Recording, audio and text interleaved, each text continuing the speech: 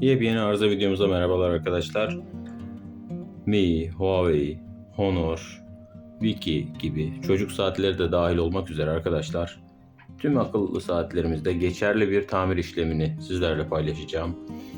Cihazlarımız bazen kilitlenebilir. Neticelerini sizlerle paylaşacağım. Bakın şimdi. Bu akıllı saatimizde normal bir telefon şarj giriş yeri mevcut. Kullanışlı bir şarj soketi, her yerde bulabileceğimiz şekilde. Şimdi şarjımızı bilgisayar üzerinden yapacağız ve neticeyi göreceğiz arkadaşlar. Evet. Şu anda herhangi bir şarj yok arkadaşlar. Açmaya çalışıyoruz. Bakın. Basılı tutuyoruz. Herhangi bir netice yok. Ne yapacağız arkadaşlar? Şimdi ikinci aşamaya geçeceğiz. Şarjımızı ne yapıyoruz? Herhangi bir priz adaptörle deniyoruz. Bakın şu şekilde piyasadan bulabileceğimiz priz adaptörle deneyeceğiz. Şu şekilde taktık ve yine herhangi bir netice yok. Bu akıllı saatimizin şurada tırnağımızın geçeceği şekilde bir açıklık var arkadaşlar. Arka kapağını söktük. Bizi pilimiz karşılıyor. Pilimizi çıkarıyoruz. Bakıyoruz. Pilimiz sağlam gözüküyor. Herhangi bir şişme, kabarma yok pilimizde. Şöyle sim kartımızı söktük ve herhangi bir sıkıntı gözükmüyor arkadaşlar. Bu şekilde şarj aletimizi değiştirip deniyoruz. Normal 1000 amperlik, düşük amperli bir şarj aleti takıyoruz şimdi. Bakın. Yine prizimizin normal priz gözüne takıyoruz ve yine yok arkadaşlar. Bakın şarj yok. Şarj olma da yok, açılma da yok, hiçbir tepki yok. Bu saatimiz kilitlenmiş durumda ve çok geçerli bir işlem olduğu için ilk olarak bunun videosunu çekiyorum. Diğer tamir aşamalarına geçmeden önce sizlerle paylaşıyorum bunu. En önemli ayrıntı bu arkadaşlar. Yüksek amperli bir, markası önemli değil, adaptörün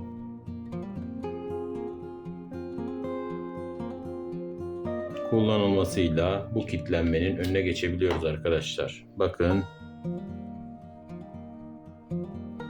Şimdi yüksek amperli ile deniyoruz. Bakalım olacak mı? Şimdi arkadaşlar bunda da bir hareket olmadı, ancak ne yapıyorduk biz? Şarj soketlerimizi WD-40 ve benzeri kontak cleaner yağlayıcıyla yağlayabiliyorduk arkadaşlar. Bakın şu şekilde.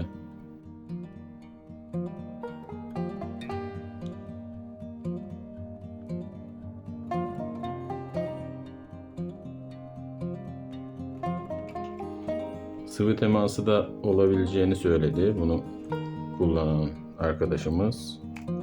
Çünkü bir çocuk kullanıyor bunu. Çocuk saati.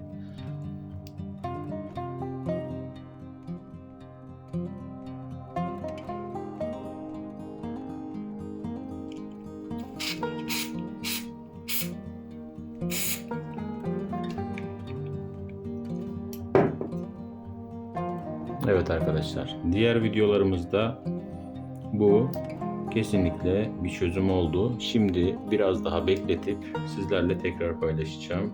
Bakalım çözüme ulaşacak mı? Olmazsa tekrardan diğer aşama tamir videolarımızla tekrardan denemesini yapacağız arkadaşlar. Bakalım neden oluyor. Şimdi belli bir süre şarjda bekleteceğim. Tüm marka model cihazlarımızda uygulayabileceğimiz yöntem bu arkadaşlar. Tekrar neticeyi sizlerle paylaşacağım. Evet arkadaşlar, sıvı teması sonucu daha önceki videomuzda da görmüş olduğunuz sürekli flaşı açık kalan çocuklar için GPS destekli akıllı saatimiz şu anda tedaviye cevap verdi. Sıktığımız solüsyon oksitleri temizledi ve şu anda arkadaşlar akıllı saatimizin flash yakma sorunu ortadan kalktı. Bakın şu anda şarj oluyor. Bakıyoruz. Şarjdayken açılmıyor anlaşılan. Çekelim arkadaşlar. Bakın arkadaşlar şu anda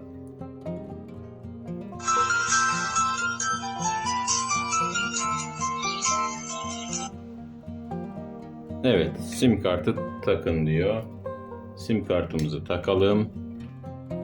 Evet, kameramızı da açtık arkadaşlar. Cihazımız gayet stabil çalışıyor.